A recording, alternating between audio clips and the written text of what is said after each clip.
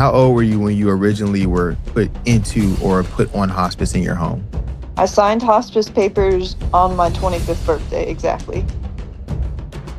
How was that? Did you understand what hospice was?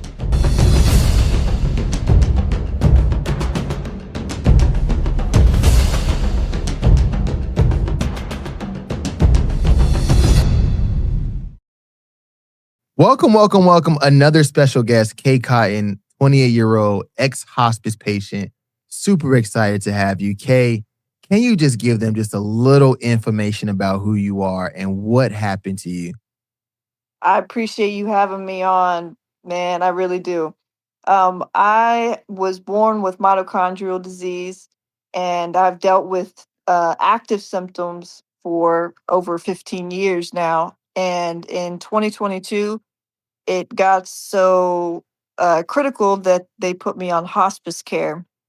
And I was on hospice care from March of 2022 until October of 2023, and I've improved and continuing to improve, which has been quite the journey. It's been a little bit disorienting at times, but an absolutely blessing to be here, and I'm so grateful to still be alive and still be here and still be getting the word out about how good hospice can be if you have a hospice care team that it has care and is pushing the values of hospice.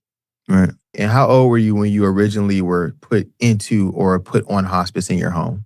I signed hospice papers on my 25th birthday, exactly. How was that? Did you understand what hospice was?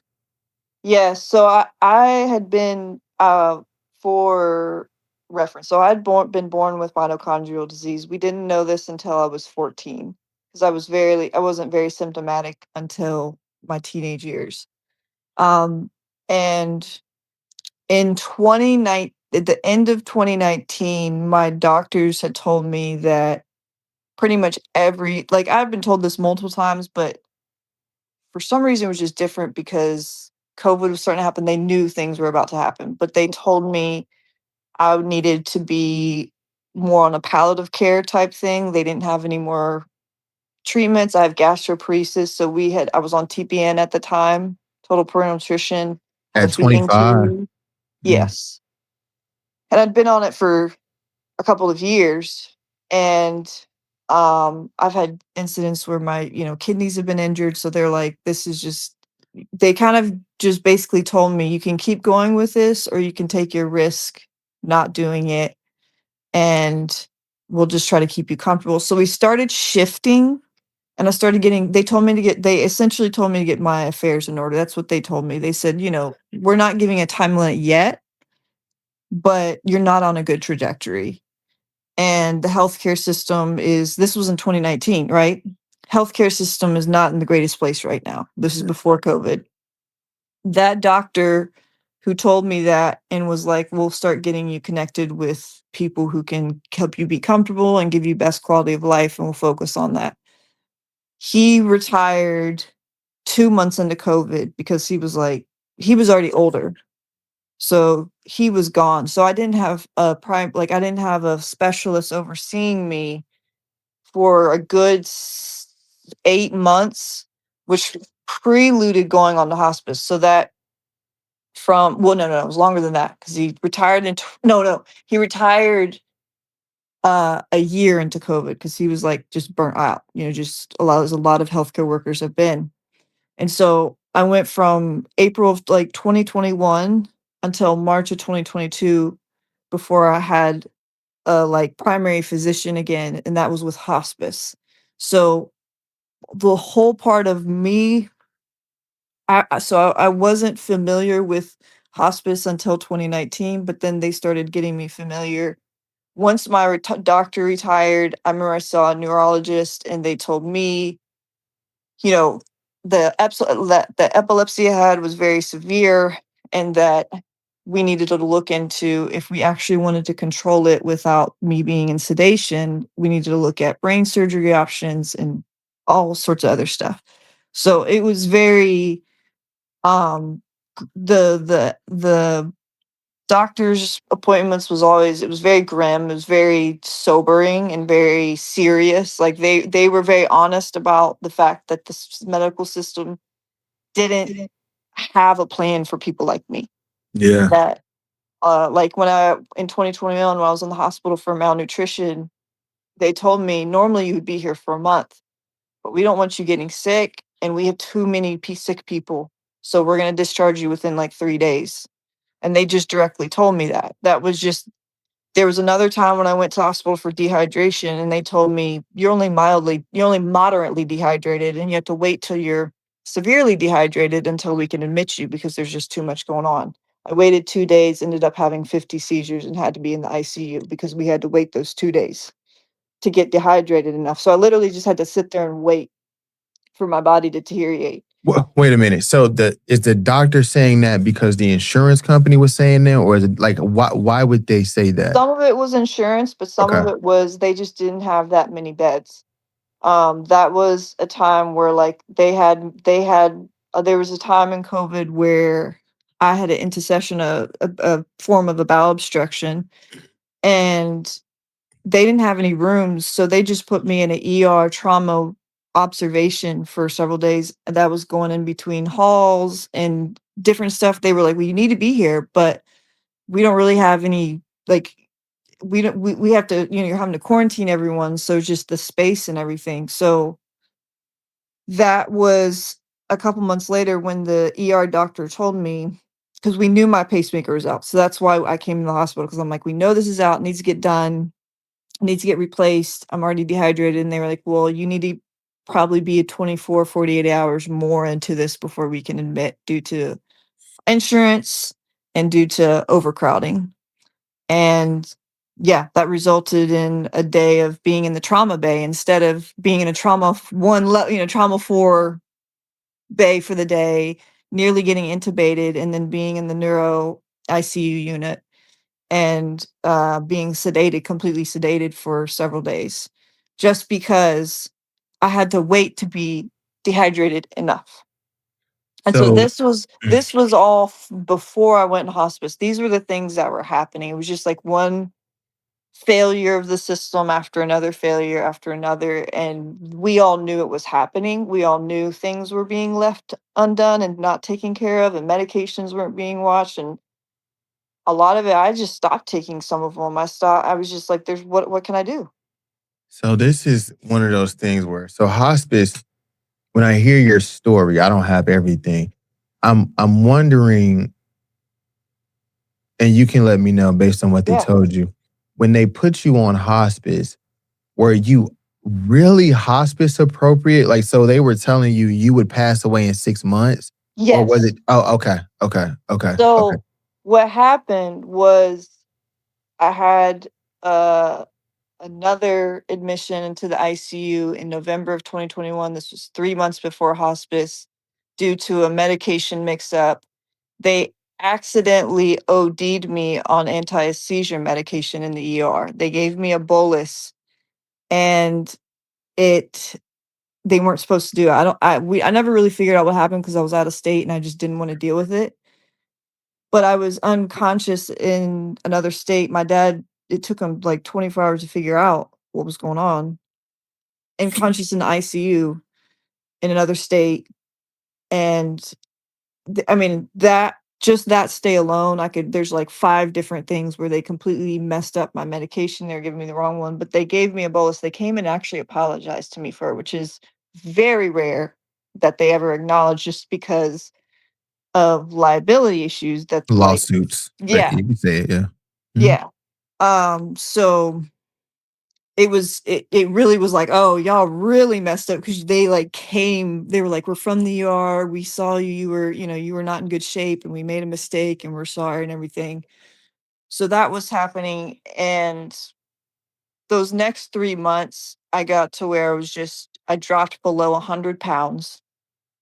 I was in an altered mental state, so I was just sitting there looking at the wall for hours at a time, like, just kind of disconnected, and not in like a I wasn't even really it wasn't it wasn't like dealing with depression or something. It was just like I didn't have the energy anymore to care. I just Or to wanted keep to sleep. Yeah, I just wanted to sleep, and I was in so much pain, like, the pain and the lower the weight got, the more the pain because of Ehlers-Danlos, so my joints will hurt, and they were just aching so bad, and it just spiraled to where I was 95 pounds. I was unable to identify some people's faces and names. I didn't always know what day of the week it was. Um, and this happened pretty rapidly within a couple weeks of time to where um, I was then just in diapers in my bed, couldn't move from the pain, couldn't do anything. And we called my doctor and they said, we need to give you off to hospice. There's nothing else we can do. You need hospice care because my dad. I think some of it was my family members were pleading to them to give me help, relief because I had just sharply declined, and we all knew it. It was just like one of those things we all knew it was happening, but we couldn't stop it because there was no infrastructure in the healthcare world to stop it. So in a way, your question of saying, was it actually appropriate for me to have a hospice? In a way, I would say no, because I think if we had a proper palliative care team, correct. that probably could have stabilized me. I agree. And that's what I was getting to. So when I hear, and I remember I've done a lot of interviews and this type of, especially when it's like there's one part of, and I'm not going to get into the clinical part of it, but when someone has 6 months or less, normally there is pretty strict It's guidelines on pretty, that. yeah, It's it's pretty pretty strict. accurate. So we Yeah. know, right? And then when I hear what you're saying, it's like it almost sounds like my next question to you would be, um, what kind of insurance did you have? Right? Medicaid. Medicaid. See that, and Yeah. that's how, and people come to me and they're saying, they're like, well, how did you guess that? It's like, well, because I see it every day, You're and seeing a lot. I see it all the time. And so a lot of patients who are on Medicaid, I'm like, and this is where I actually agree with, I'm not gonna call it hospice fraud, but it's like, I'm wondering, had you just been in a situation where you had a good palliative care program, someone was able to come to your home, even if it's a good nurse practitioner once or twice Right. a month, Yeah. they probably could have got you through that, could have got We that might medication. I think I believe Yeah, that. I believe if they had been able allowed my body to rest, given me comfort, and just minimalized, doing what was needed, it just it was such a hopeless time in the sense of hospice was relief because at least I had care. At yeah, least I had nurses and doctors. At least my medications were getting filled. I mean, it was like everyone, like, of course it was so serious doing it, and I made my burial, I did all of that. I went through it. But you like made your burial? So you actually like went through the arrangements. you went through Yeah, the yeah, process. we made so I was evaluated 3 times for near death. Like, they thought I was on the verge in the first 2 months. So they thought I was, like, a week or 2 away because, I was even when I wasn't taking my medicines, I was still sleeping a lot, and, um, yeah, I was, like, again, having, like, psychosis, just completely out of it. But, um after the first few months, I only got checked for near death, possible near death, transition time one last time a year later, and then after that was when I really stabilized, and they were like, "Okay, I think you can just do palliative care." So, I agree that I think if there had been an appropriate palliative care team, that could have done it. But what we all understood, what doctors understood, was that there was no other place but hospice that could take care of me. And they knew if they didn't put me on hospice, that it was gonna be I would die. I would have died within probably weeks because I was 95 pounds, I'm 5'10", so, this was enough to shut my heart down, this was enough to do. I was incapable of putting, like, drinking up to my, stuff like that. But, we all knew that, so that's why we were just all kind of we accepted the hospice, because it was like, well, what else are we gonna do? What else we're gonna do? How did you feel when they first told you that? I was relieved. I was relieved because I realized I wouldn't be alone in fighting. At least I would have a nurse coming to check. At least I would have um my medications filled. At least I would have help. And at that point, I was so exhausted and so exhausted by interacting with the healthcare system that had no room for me, that had no capacity to deal with a holistic, multi layered approach. They pretty much, especially once COVID hit, everyone shrugged their shoulders and said, "Oh, sorry." And I'm Word. not the only one. Oh, So no. whenever they told me, "We don't think you have much left and we're just gonna keep you comfortable," it was like a weight was lifted off my shoulders. One of the things that I say, particularly with good hospice companies, is um, I feel like a lot of healthcare is just we just got a blueprint. So if they come in, they look similar to this, we just do this. And I think with hospice, because we can provide these individualized care plans, it's like I actually believe that. And I know it sounds crazy to a lot of people.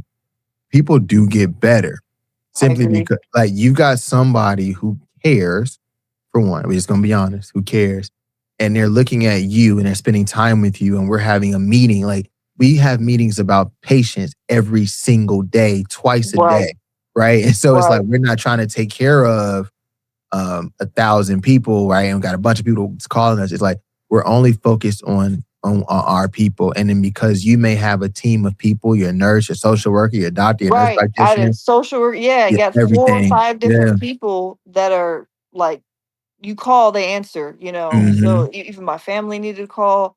And that was it was life changing. I mean, I was just it had me really emotional when I first went on it because to have a team of people and they were like, you know, what do you want to do?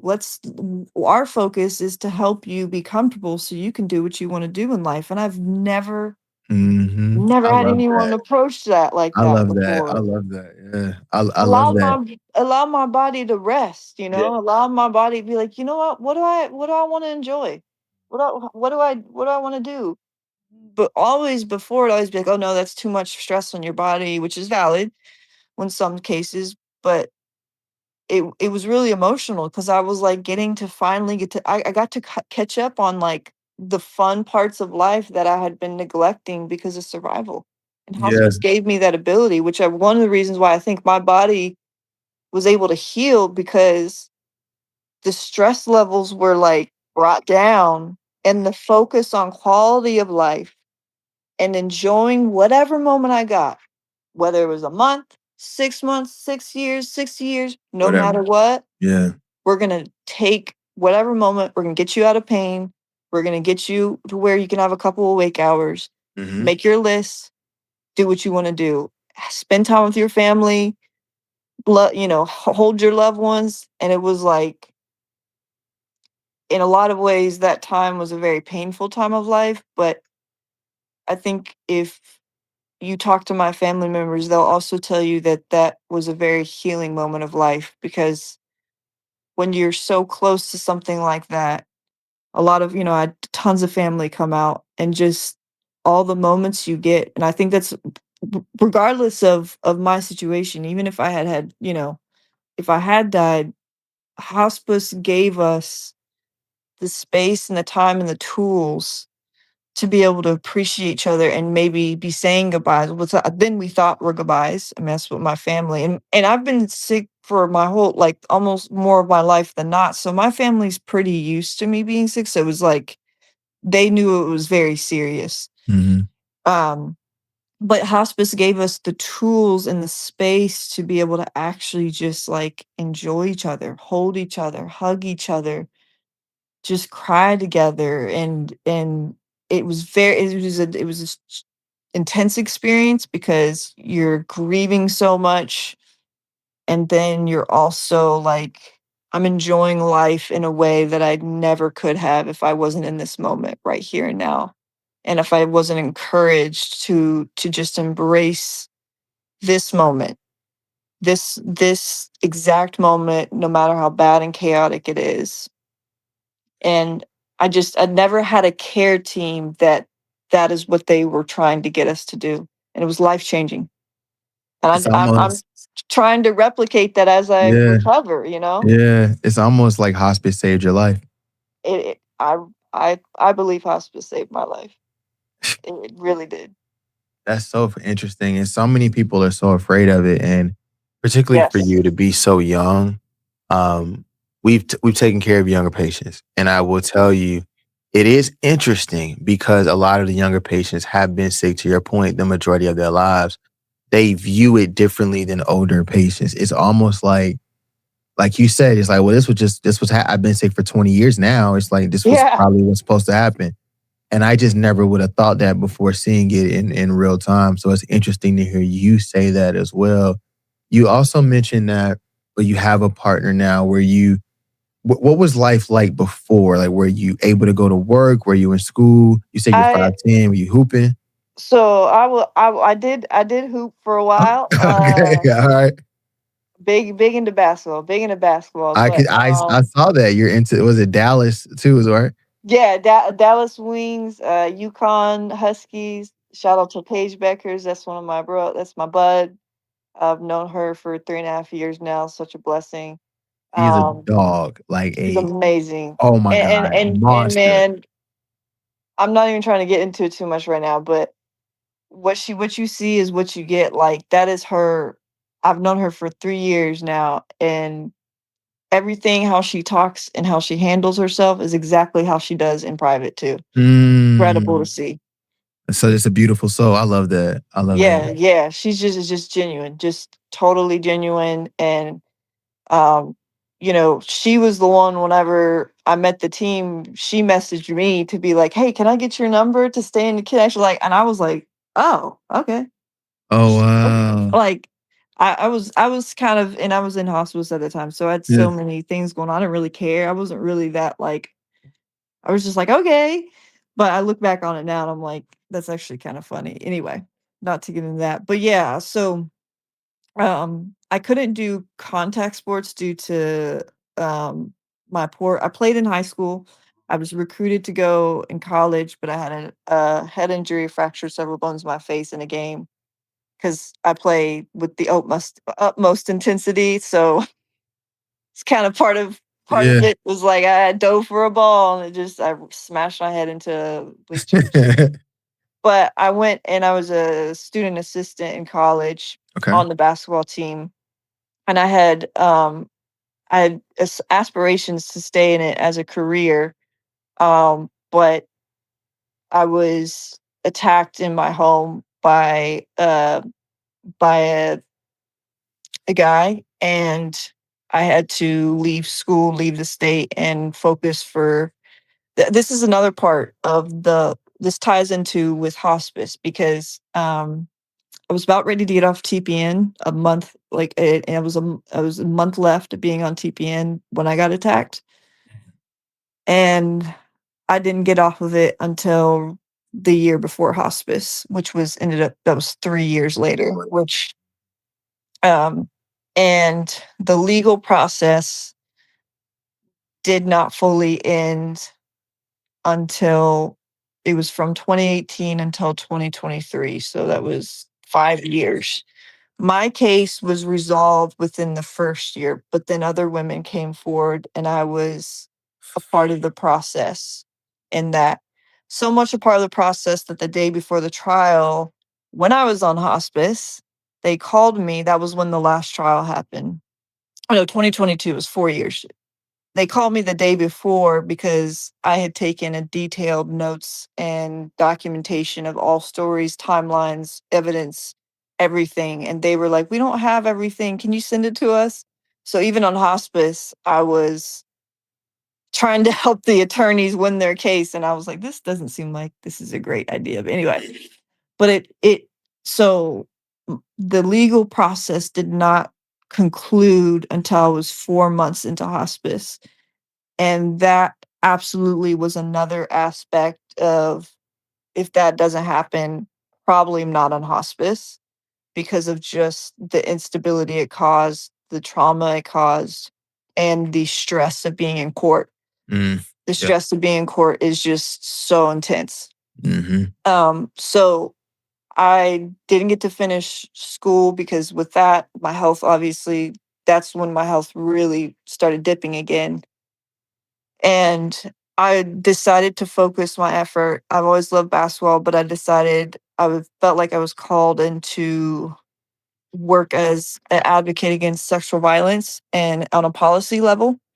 So in 2020, I helped pass a bill in my state government to put in what are called SANE nurses, forensic nurses at hospitals, to where there is only like, so that way people have nothing more than like a 2-hour drive to get to a forensic nurse. There was only like only a couple of hospitals in Virginia that had forensic nurses. Now, we got it passed, it's in place, but because of the rural hospitals closing, they're, like you said earlier, they've been closing departments. Mhm. They've completely pushed aside our bill, even though it doesn't really cost that much. They're supposed to pay for it, but it doesn't cost a whole lot. They've pretty much, that's been not even, it wasn't even on the chopping block because Yeah. they didn't Yeah. even let it become a they don't want the expense. Yeah. So right now, I'm not as involved as I was before, but I'm still trying to help the people I'd worked with before. They're in my state government now, trying to add amendments in order to push these hospitals to saying, you have to have this. This is a safety issue if we don't. Right. Right. I when I listen to your story and I'm, super interested in figuring like listening to younger hospice, younger palliative care stories, I think people only think hospice as a 90-year-old or Yes. 88-year-old, things like that. But your positivity about it is so uplifting for me because not even just because I want people to sign up because they can get a ton Mhm. of help. Like, no, they really Mhm. can get a lot of help, Yeah, absolutely. but it You takes can have someone come play the guitar in your room. I mean, like anything, art and therapy or something. You know what I mean? it's the other part is because caregiver burnout is at an all-time high and people don't Yes. understand. When I took care of my mom, dad, um, for you to get an hour for a break is huge, especially if you don't have to Enormous. pay out of pocket for it. So it's like having these type of testimonies is what's going to uplift the entire hospice program. Have you ever thought about like being like a spokesperson or something like that? Because you have a real story, and I you articulate it well. I mean, I would totally be interested in anything I could do to give back, especially to the healthcare workers, as hospice care workers, because I know that there's a nursing shortage. I know that there's been a strike. I don't I've looked at the latest in New York with nurses. So my heart is deeply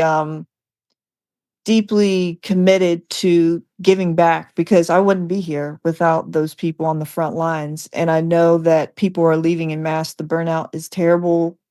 We've not recovered. Again, let me state this again. We have not recovered from COVID. I say it every day. Yep, yep. We have not recovered. Our doctors, our nurses, our systems, they have not recovered. Um, And so I would absolutely be interested in doing that. I think for me, I had to take a little bit of a step back once I got the news that I was getting off hospice, which was amazing. I was a little bit of a harsh reality having to go back and deal with the regular system, trying to get on palliative care, trying to get home health care. It was a little bit of a downer because it was like, oh, now we're back to the same old, same old. It's like, yes, I'm happy that I'm going to be alive, but Yes. damn, who's gonna help me? Like, Right, like, yeah, am I just gonna end up in the same position a year, 2 years, 5 years down the road? yeah. We had to do, I mean, it took us a year of, like, tenaciously finding different people that could and piecing together a makeshift, basically palliative care team. of people who are willing to do it and don't have a like workload and can work with my insurance and all of that stuff. Um, and so I absolutely would be interested, love it. If you have opportunities, would for Oh, we'll sure be make an interested. opportunity. Yeah, we'll make some we'll make something, yeah. Sure. I love it, I love it. Um, but one of the things I had to kind of reckon with because I've shared, and I'll just touch on this a little bit. We don't have to go crazy deep into this, but it was one of the reasons. Another reason I had to kind of take it just a step back. One, I just needed a process. I was, on morphine and all these medications. I needed time just to digest it a little bit. But also because I shared my story online, and I'm not necessarily sharing the day-to-day clinical, medical, everything, I'm just kind of like, "Here, this is my perspective. Hi, what's up?" Um, people like trolls and stuff started, "I wonder if this was, a thing for attention. I wonder if this was a ploy or whatever." And I just had to step back because I just was like, I can't even entertain that stuff. Um, it feels crazy enough to have gone on hospice and come off of it. That's a crazy experience in and of itself, to like literally have picked out where I'd be buried, to literally see my parents in tears, like watching everyone go through it, right? And then trying to advocate that it is a good thing for people. And then it just is a little bit it was a little bit disorientating for a little bit for me when I kind of was trying to get back into like coming back into the life that I grieved, because that's what we thought. And I had to ground myself a little bit because it felt a little bit insane to like have grieved this life, given my stuff away, written letters, done all this stuff. And then it's like the most amazing miracle happens. You're here, and I should be happy about it, and I am happy about it. But also this is like mind my Yeah. mind was Yeah, was swirling a little bit. yeah, yeah. Mm, and I just want to say one thing is that, like, to any people who are younger, whether or not you're on hospice or not, or whether or not people how potentially lethal your disorder or disease is or disability, it does not mean that does not equal to how valid your experience is. Mm. And one thing I want people to understand, and this is one of the reasons why I wish hospice care could be extended, is because there's this attitude somewhat in the community, whether it's through burnout and exhaustion, that like you don't really deserve to get that kind of care unless you're dying. And in my view, you should get that care from the jump. You know, I have been a huge advocate for expanding the hospice program. And then everyone will just come to me and say, well, yeah, you would say that you own it. And I'm like, yo, it has nothing to do with that, right? Right. A lot of, and what people don't realize, we actually lose a lot of money on a lot of hospice patients because we get a price to take care of them for like per day. There's Mhm. a lot of people that cost more than what we're getting paid per day. It's Absolutely. it's way more than people think. It's not Right. a lot of hospices. If you're going to a person, like if you're going to, I'm gonna say this. I don't care. If you're coming to like a Good. Precious Hospice and you have a CEO, someone who cares, they're gonna do everything for you. But once you do, you turn around and you go to big brands and you're like, well, my experience was terrible. I just rather not do hospice at all. It's because their focus is specifically on making The a money. profit for investors. That's And why yeah, that's why I respect what you're doing, I appreciate because it. you get you get what makes hospice a positive thing. Hmm. And a lot of people are scared of, I know as well, as like, because you get put on morphine, a lot of people are scared of that, rightfully so. We shouldn't be I going agree. gun ho on morphine. I We agree. we need to be careful about that. Hmm. But I think, um if you have you like you what you're doing, if you have people that care, then those things can be done very safely. You're with a hospice team, it's not like with a regular doctor where you're just coming in once a month, twice a month.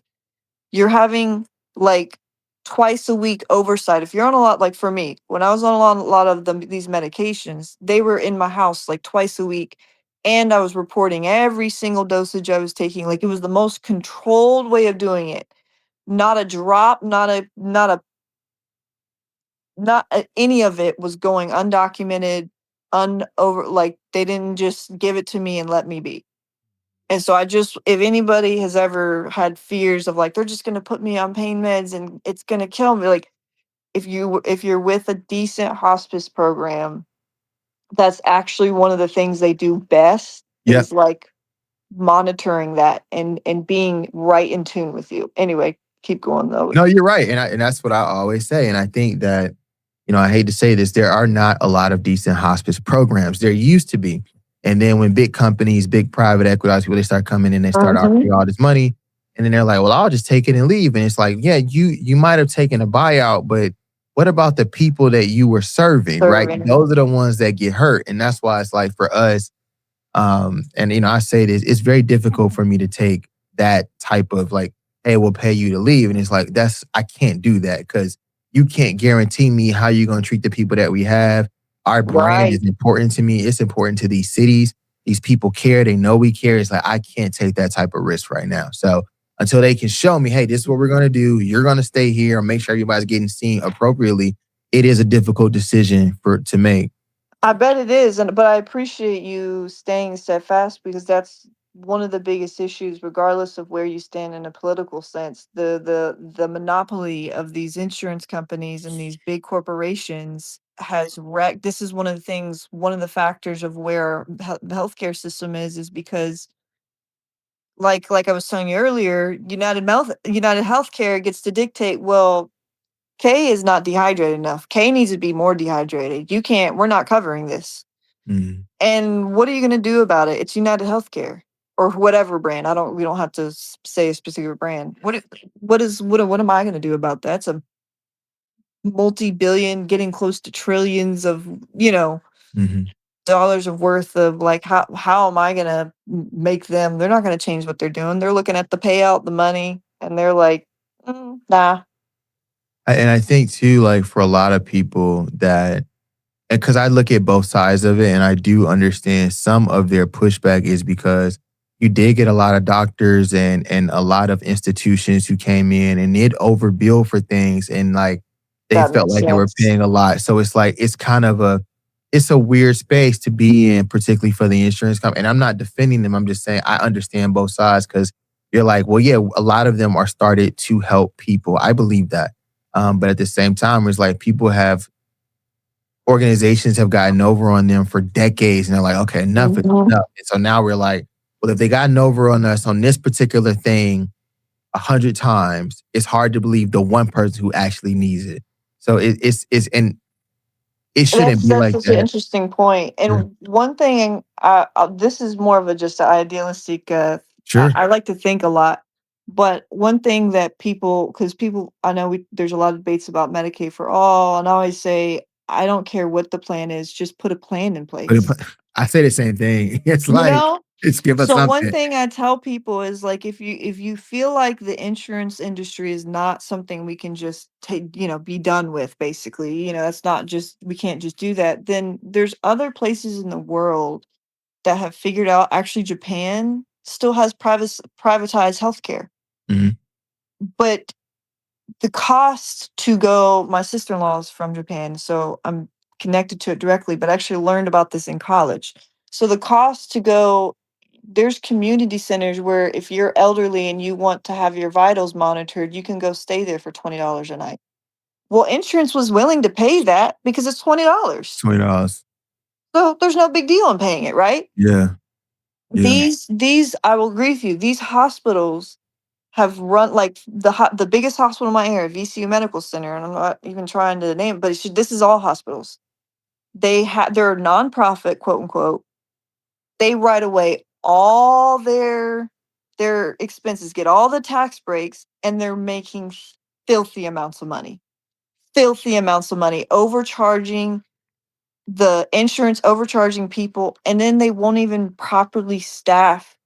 The patient nurse ratio is off, terrible. But yet you look at the money they're bringing in and you're like, these executives are filthy rich. They just want to do it, and because we have so many issues, they cornered the companies, and now the companies are fighting back, and it's hurting us because they're having this like back and forth. Like you said, I do understand the perspective of why they would be saying no, because like you said, there's been so much waste that has been just greenlit that Sure. we've gotta like reel it in a little bit. You know, we don't need to do antibiotics every 2 weeks for every single time you have a sniffle in your nose. Like, And then not there's that. healthy. Yeah, You and know, there's that. like No, you're right. there's all sorts of stuff like that that's like just need balance in it. But what I encourage people to do is just look at, there's no place that's exactly like what we're dealing with. America's America. We have a very unique, intense history. I'll put it that way to be Mhm. very nice about it. That's fine. Um, That's fine. but there are examples in other countries, and if you don't want a government program, there are countries that do it with privatized insurance, and their countries nobody's going in debt over healthcare. And Yeah. they have way more access and way more holistic care. And you can get, when you go to the doctor in Japan, you can get acupuncture too, because that's considered medical holistic care. Yeah. I am one of those, if I were to ever run for office, right? One of the things I would be very strongly for is figuring out some level of preventive medicine in America. Figuring out, Mm. even I'm not super into make America healthy again, only because I don't think it's like you said, that we never have a plan. It's like you're Yeah. gonna tell me, hey, I'm gonna take the preservatives out of peanut butter. That's fantastic. A jar of Good. peanut butter Great. is Yeah. right now it's what, $2? You're gonna make it $8 and we gotta throw it away if we don't use it in 3 days. Like I need a transition period, right? You can't Yeah. just come tell me that. Like I can't. Absolutely. People are gonna literally die of starvation, so we can't do Yes. that. But I'm with you, right? Yes. And so there's this balance that America's biggest problem to me, and maybe I should or shouldn't say this. I don't care. There's no in between. There is either you are pro one way and the other way is absolutely wrong, or you're pro the other way and the other way is absolutely wrong. And in a world where Correct. both can exist, right? For instance, I am a Christian. I don't particularly believe in abortion, but I don't think it's my place to tell any woman what they should do with their body. That is Right. insane to me, right? It's like Right. I'm so empowered as a man that I'm gonna control a woman's body. Like, and I had nothing. That is insane to me. That is Yeah. insane And to me. that's different than having a personal conviction. And I think that's one thing. Correct. Correct. I think one of the things that a lot of people are waking up to, and this is why I stay focused on staying in touch what's happening in the medical world, not just for my own survival, not just for my own interests, but it connects into the bigger what's going on. It's all connected. Um, Yep. it's all connected, and one of those one of those things is that I think people are starting to wake up to realize that we can call it the Epstein class, the ruling class, whatever you want to call it. It's an They interesting have phrase. pushed us to look to our left and right with who we pick fights with who we blame, with who we say this is, you're causing the problem. You're causing the problem. Oh, it's abortion. Oh, it's trans people. Oh, it's immigrants. Oh, it's this. Oh, it's that. Da da da da da. You can't say this. You can't say that. And they have profited off of us looking at our neighbors and saying, "What issues do I have with you?" instead of looking up. And I think that's one thing we're learning right now. It's not look left and right, it's look up when we're fighting. So that is the fight between where people need to stop. I say, yes, the world is racist. Get over it, right? It But the is it reality of it is. is it's more classes that and people don't get it. It's like even it's Yeah, if you're you need to look up. Like if you just look up, you'll see who's standing on top of you. You're 100% absolutely. correct. You're 100. And it probably is somebody, it might be someone who is racist and bigoted. It's a good chance it is, but it's also probably someone who's an elitist who's never even had to deal with working class people, you know? As a woman, as someone who is working class, to your point, what do you feel America needs to do to make America better? I think first and foremost right now with everything that's going on, we need to focus on the issues that are here at home. And we've got to demand that our politicians and representatives represent us, not Mm. stir us against each other. They've got to represent us, and if they don't represent us, they've got to go. You got to If you go. are bought out by big pharma, big lobby, any big lobby, I don't care what it is. You can put it in any big lobby in there. You need to go. And so that's the first and foremost doing. I get there's a lot going on with the foreign policy, but right now we need to be caring for our people because like you were saying with the hospitals. Right now, if I need to go to the hospital, it's a 12-hour wait. People Mhm. are paying the price, and it's right now it's a lot of disabled, elderly, vulnerable populations. So it's not, they're not going to put it on every single night, the nightly news, so people aren't really going to hear about it. But one thing is that when systems are failing, when violence happens, it never happens in a vacuum. So if it happens to, whether it be with racial issues, whether it be with class issues, whether it be with disability stuff, if they will do it to them, they will do it to you. If they don't care about people like you or me, they will not care about you either. And even if you got a little more privilege, eventually it will catch up. So for me, I'm looking at the world, and one of the things that I always see is that, again, I'm not saying there's a specific, I'm not a politician, I'm not a specific plan, but like every time we talk about healthcare, they always say, we don't have money. We don't have money. We don't have money to do this. We don't have money to do that. Okay. That, it's just valid point. We do have some issues with our government. It's kind of bankrupt, and we do need to deal with that for sure. But exactly how is going and starting a war with Iran right now fixing that issue? Because they always have money for wars. It's always interesting. I'm 28, and my entire life has been, we don't have money for that, but we have money for war. We have money for this war, for a war with a country that most Americans have never been to, have never been directly impacted by, unless they maybe been deployed and in that area, then maybe they've been impacted by it. But the everyday rent, healthcare, am I going to be safe? Are we deconstructing bigotry and all that, whatever it is going on in our country is being neglected, and it just feels insane. Whether and this is not an endorsement of Iran or any of the countries we've been in war with at all. It's not. I'm not saying it's good, but it's just a reality that people are struggling. My city is struggling, and we need to deal with that.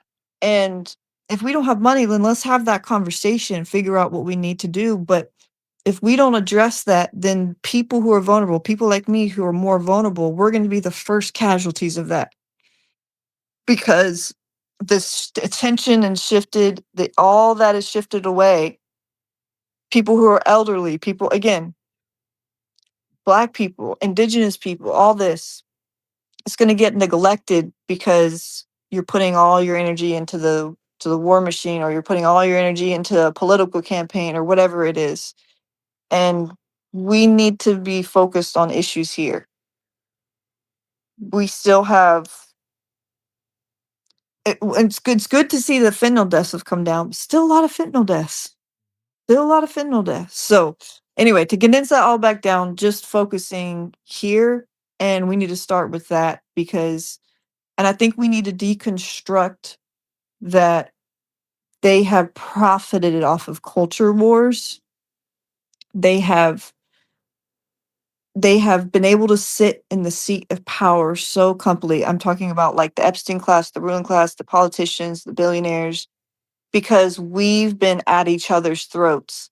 Our brothers and sisters, our neighbors, not saying some of the stuff isn't legitimate, but they've stirred it up to make a binary where you either, like you were saying earlier, you're either this or you're against that. And you have to be either this or that. And if you're on the opposite side, you're my enemy. And the reality is, my neighbors are not my enemies. Those are not my enemies. Immigrants are not my enemies. No, and You know what I mean? it's the whole immigrant thing to me. I never understood it. I don't understand why we are breaking up families for people who've been here 20, 30 years. They're working, they're paying taxes. It's like, well, you didn't go do it the right way. Well, in my opinion, they've outsmarted your government for 30 years, right? Now we're Yeah. just we're just kicking them out. It's like, okay, just say, okay, we didn't catch you for 30 years. It's like they haven't done any crimes. right? And even if Exactly. there has to be, but again, to your other point, even if I get it, if that is the crime being here illegally, why are you taking their tax dollars, right? And then what is the That process of part. getting them sent? Like That that's where I it's struggle. basically a paperwork violation, essentially. Yeah, And I'm not saying that we should just, one thing I have to say too on that is, if to people who are really, I've had some people try to tell me when I've talked about this issue, well, what do you think about immigration? Isn't that causing some of these hospital problems? I was like, well, um, when I go in these ERs, I'm seeing a lot of white people, a lot of black people, some it may potentially they might be immigrants. I don't know if they're actually immigrants, but I'm not seeing like a hospital that's just overrun with. I'm seeing that it's a much bigger issue. And the thing that I would say, if we're not wanting to take in refugee crisis and stuff, that's maybe why we shouldn't be trying to do wars for 5, 6 thousand miles away. Because when we destabilize entire regions, what where these happens? where they're gonna go, where they're I'm gonna a live. sanctuary city, so with Iran, I'm expecting that we will get a lot of refugees. It probably will impact some things for a little bit. I don't mind that because I think that we need to do what we need to do. But if you don't want that happening, then maybe let's think about before we jump into these things. In Um, reality, yeah. Can we all just get along? Like that's kind yeah, of yeah. But like you said, the and money it's is us got to not be getting the along. forefront, because when you accept so much violence and war and so much of that, the medical system will absorb that, and it'll take that desensitization, and that's what you'll have to deal with, that lack of care, that lack of empathy, that lack of compassion, because it corrupts all the systems. Mm, I agree. I agree. You are by far, people don't know this. We talked originally like a year ago, Uh-huh. and we were supposed to do this a year ago. But like to your point, like when you're going through things, and that's why I always tell people, you never. It's different because I'm in this space, right? And you'll Right. get it because you're in this space too. You never know what people are going through, right? I never take Yes. things personal. It's like somebody don't call me back for I don't care if it's 10 years. That person could have lost their parents, lost a child. Like there's so much that goes into it, Absolutely. and it's like for you to take it personally is almost to me borderline narcissistic. Like I you're more agree. important than what's going on in their lives. So I look at it as like it's always refreshing, and for you, even I'm gonna say this. I really do love the sweatshirt. I am like I went to HBCU, so I am like Shout out to super. HBCU. Yeah, I'm super into it. And you said your partner goes to an Yeah. HBCU.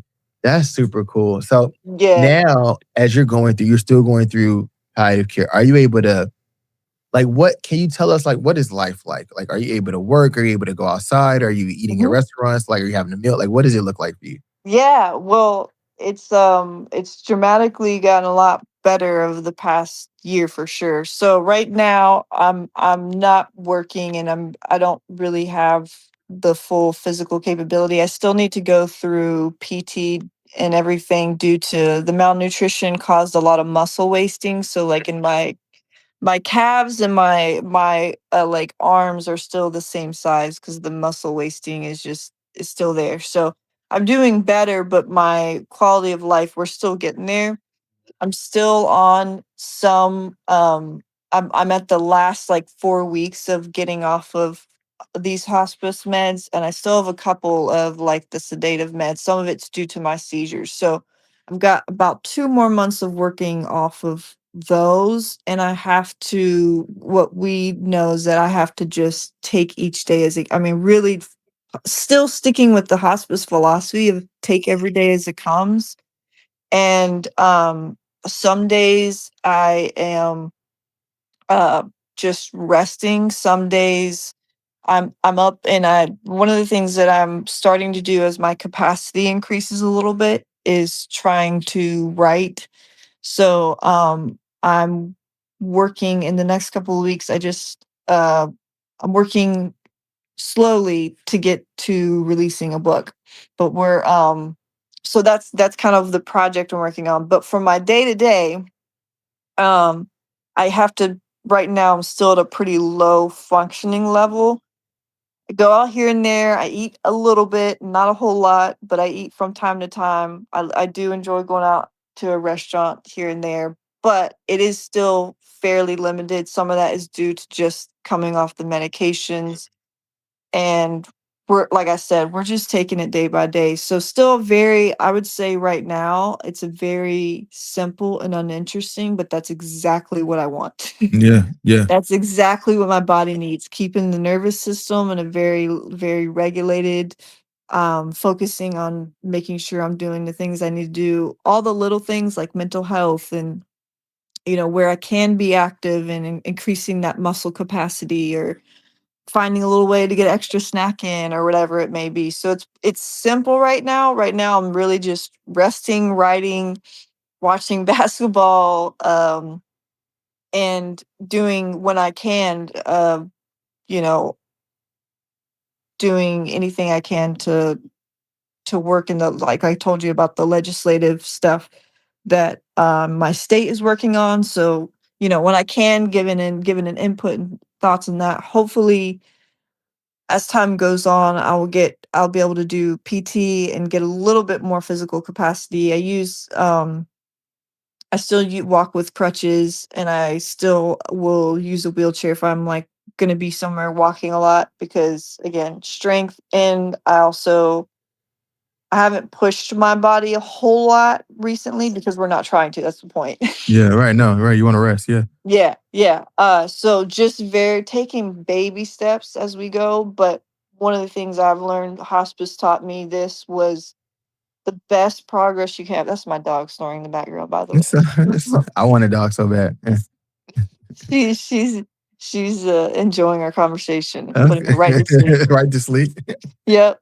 But one of the things hospice taught me was taking things step by step, making baby steps, and that progress is much more sustainable if you do the slow and steady route rather than trying to make quick gains and make quick progress. Sometimes it's tempting to be like, let me do this and then I can post about it and show everyone how wonderful I'm doing. And it's like, yeah, celebrate. But then I'm going to be like, not able to move for, however long. So Yeah. it's like, you got to just be committed to the grind of it. And right now my palliative care they come twice a month to my house. I'm hoping to go to the office soon, so we're working to see like if we can do a hybrid kind of thing. Sure. But they come to the house, and they have been really good um about being on everything, and just, yeah, it's really, like I said, it's very tedious, and most of my day to day is fairly uninteresting. But probably the most interesting thing is writing and watching basketball. I um I am writing this book now, and it should be done, but Amazing. but it talks about from the interviews that I've had, the people that I've talked to, is precious stories from hospice patients, and so it's life lessons from hospice patients. Amazing. So you just gave us a nugget that I feel like if you be your blessing, I'll throw it in there. I'll give it its own. I really like that. You go ahead. You use anything you need to. I really appreciate it. I'm honored. I'm honored. Yeah, no, I love that, and that really is. And I can say, even, I mean, outside of just work, everyone is always trying to hit a home run. It's like Hmm. if you just hit a single every time, every game, you got a game, Yes. go 1 for 4. Don't go 4 for 4 every, go Yeah, one for you're not gonna four. get 100%. There you Hey, go. 300 batting average is still a great batting. You're You might win Player of the Year with that. there you go. There you go. I got to get that whole quote in there. Yeah, you're You right. know, You're and right. You're absolutely right. that's technically quote unquote failing 70% of the time. Yeah, you're right. You're So right. a lot of it is a lot of it. I mean, you can make a lot of parallels, but yeah, it's easy to, especially in our society, and because things with COVID, all the stuff that's been going on, everyone's trying to live, pay rent. Let me just make this money, and I get that and I understand it. But we're meant to, that's kind of the part of life, of enjoying life, is the satisfaction of having like put time and effort into something and then having it come to fruition. Like if you gardening wouldn't be fun if you just do it and it grows all in like a minute. You get bored of it. People Hmm. like to garden because it takes time. You got to tend to it. You got to pour into it. You got to love it. You got to get the light, make sure it has what it needs, and pay attention to it. And then after many months of caring and putting that time in, then you get this reward of this really, maybe it's a little miniature, maybe it's not even fully grown, but you get a fruit or a vegetable from it, and it's like the coolest thing you've ever done because you're like, wow, I put in like 4 months of time Hmm. tending to this, and it wouldn't nearly be nearly as satisfactory if you just um put the seed in the ground and then you're like, okay, 30 seconds, cool. Like a microwave or something, a microwave Yeah. gardener. You're right. Well, Kay, I appreciate you for one, taking the time, for one, mustering up the energy. I know, of course, for being in this for so long, people don't have no clue what an hour of actually sitting up looks like and talking and Yes. engage. It can be a lot. So we definitely appreciate you for that. Also, make sure that you send us your address so we can get you a box. I want to get you like a little swag box of stuff that I we would have. love that. Man, Yeah, I I want to appreciate that. I Thank want to you. get Yeah, you. I get that. I'll get that to you. We got Thank these you. little like Labubu type of things. This Yeah, is our I mascot. love So that. I I love really want, purple. and I got a hat you're gonna love. I'm not gonna show it on here because they gonna curse me out and go crazy. But Okay, okay. Yeah. No, send it. I would I'll, love that. I I'll appreciate put it in it. the box too. Yeah, but I, no, I appreciate it. And if there's anything I could do for you, you got my cell phone number. Let me know. mm, Any questions you have, well, like I'll same to definitely you. love to help. Yeah, anything I could do. Same to you, because I really appreciate what you're doing, and I really have, like I said, my heart is so big for healthcare workers, and not only that you running your own company and in it, but you also are here being a voice Yeah. and bringing attention to a lot of stuff, and that means the world. So anything I can do to be a help and support for that, you let me know anytime. I appreciate it though. All right. Thanks, Kay. All right. Well, you have a good day. All right. You too. All right.